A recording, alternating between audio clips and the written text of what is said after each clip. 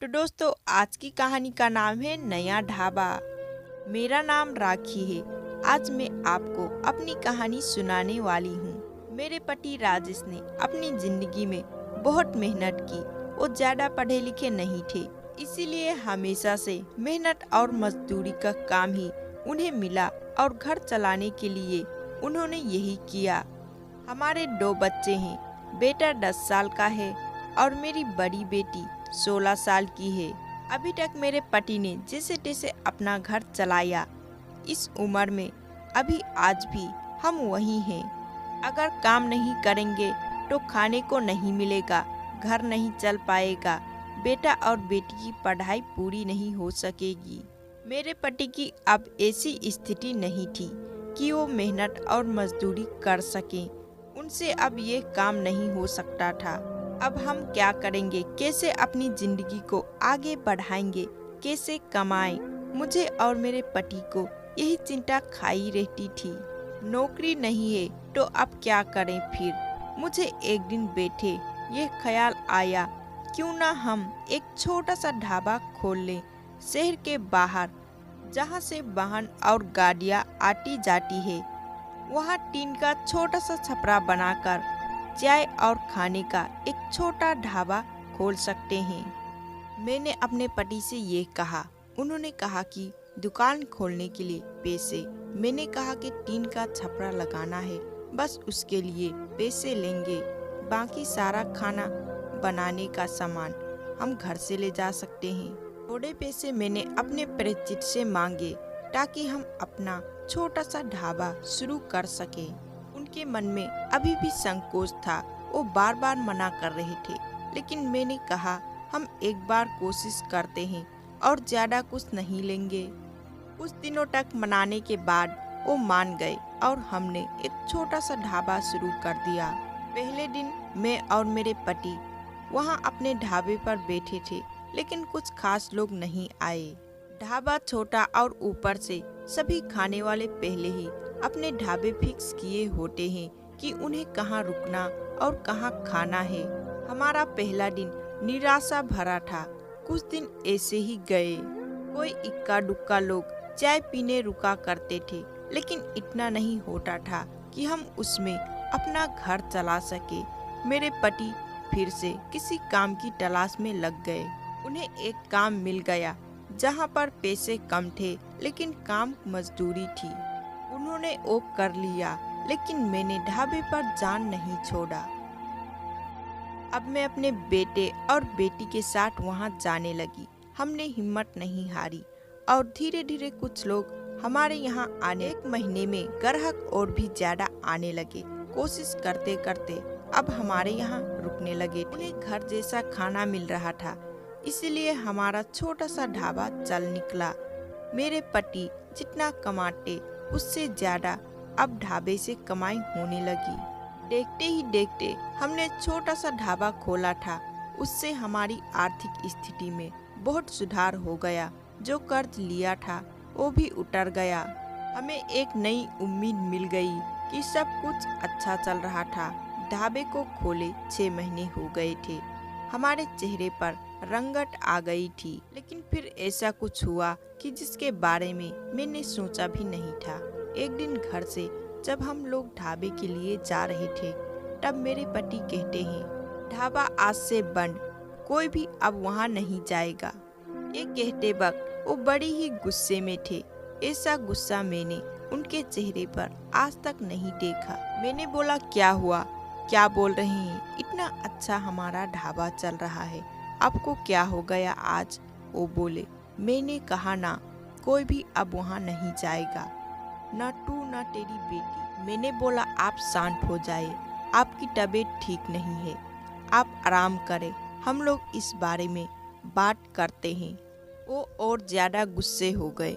कहा कि कोई बात नहीं होगी, मैं जितना कमाता हूँ उतना से घर चल जाएगा, तू अब वहाँ नहीं जाएगी। मेरे पति का ऐसा रूप मैंने पहले नहीं देखा था। उस दिन से ढाबे पर नहीं गई, लेकिन जब वो शाम को आए तब भी उनका मुंह उतरा हुआ था। मैंने सही समय देखकर उनसे बात की, पूछा क्या हुआ, आप ऐसा क्यों बोल रहे हैं? वो बोले कि मेरा मुंह मत खुलवाओ। मैं सब जानता हूँ कि तू क्या कर रही है।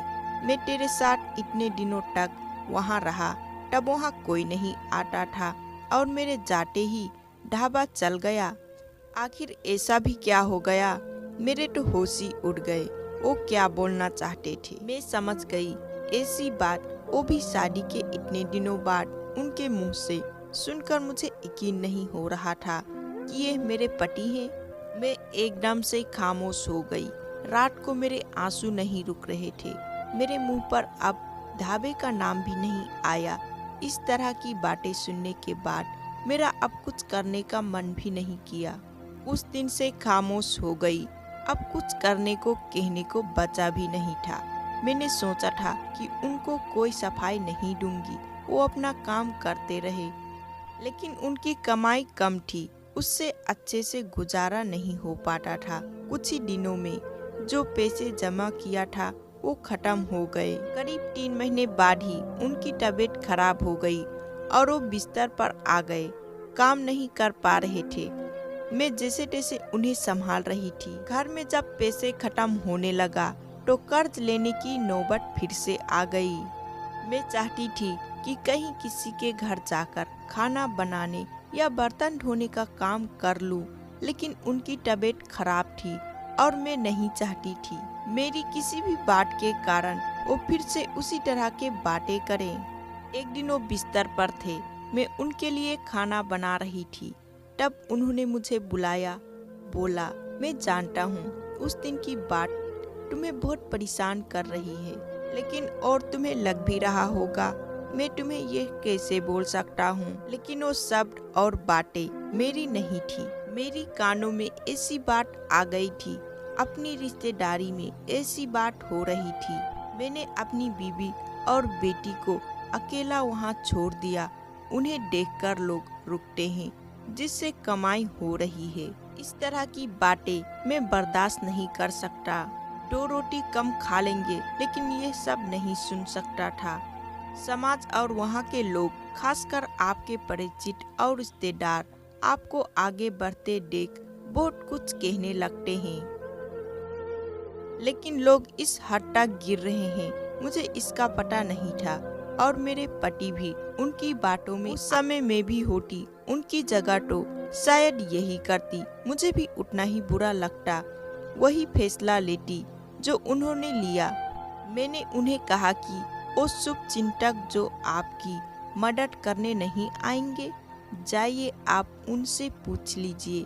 हमारे घर में खाने को नहीं है, आपकी तबीयत खराब है, आप बताइए कौन आया अब हमारी मदद करने।